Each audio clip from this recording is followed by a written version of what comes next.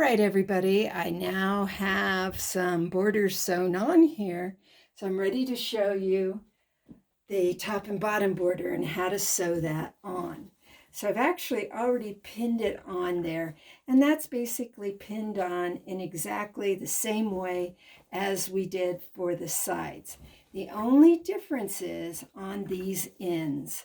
You need to pin directly into where that stitching is, right there. And I put an X there that seems to help me find that spot when I'm sewing. So you're going to put your needle down in that exact spot, go forward your 3 stitches, then go back 3 stitches back into that same spot, and then sew the rest of the seam. Then you repeat on this side. Usually I don't mark this side. You want to get that so that's right into that stitch. You want to line up your pin where you've measured your width with the edge of the fabric, and then pin that together. Now, when you have all these borders, it becomes a little cumbersome to sew that. So what you may want to do is just lay it out so it's flat like this. You can see, and you want to keep this out of your way. So just pin that back out of your way if that helps to keep it.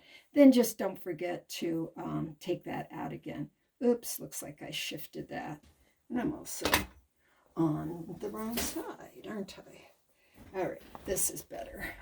Let me flip this over and show you. There we go. So this is actually take 2 because I forgot to press start on the video. So that's why it's already pinned. So once you've sewn this, then again, this side will get pressed, the ends will get pressed in.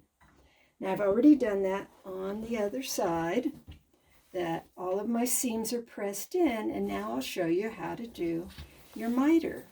It's actually pretty straightforward. The key thing is to remember this is a 45-degree angle that you're doing here. So what you want to do is lay this out so that you have your 45 degrees here, and your seam should be nesting together. Here, all your seams should nest together.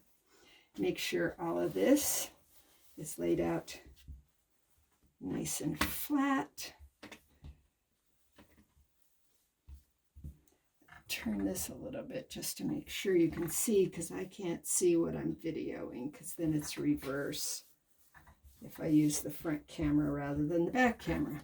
So the first thing I'm going to do is pin this point here. This is your actual Y seam here that forms the Y. And so what you want to do is put your pin right there into where the stitches are. And then it should come out on the other side right where the stitches are. And if it doesn't, just play around with it till you get that lined up nicely. So you can see right there with the white thread, it actually shows up nicely where those 2 spots are that have to go together. So once you get that pinned, I'm really careful then to push the head of the pin in, because later on when we start cutting, I don't want to cut off the head of my pin. Not good for pins or the rotary blade. So I'm going to pin that in just like that. Also, you want to make sure all of these seams are way out of your way. After we've finished cutting and getting this prep, before you start sewing, you want to pin those up out of your way, just so that you don't get anything caught in that seam as you're sewing it. All of that should be loose. The only thing you should be catching in the seam is the actual borders themselves. And you're going to sew that seam just like you did the other ones. For your second and third, you're going to put your needle down where that pin is. So forward your 3 stitches, back 3 stitches, back to the same exact spot, and then off to finish it. Now, to get this trimmed off, first we want to make sure that all of our seams are nested, and lined up nice and neat. And they should, you can feel them, that they're nice and nested. And then once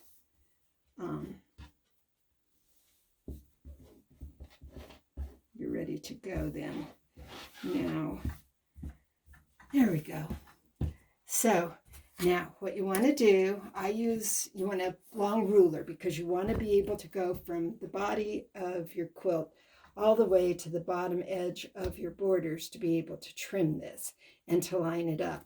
And I use the side of the ruler that has the 1/4 inch marked. It just makes it a little bit easier to see.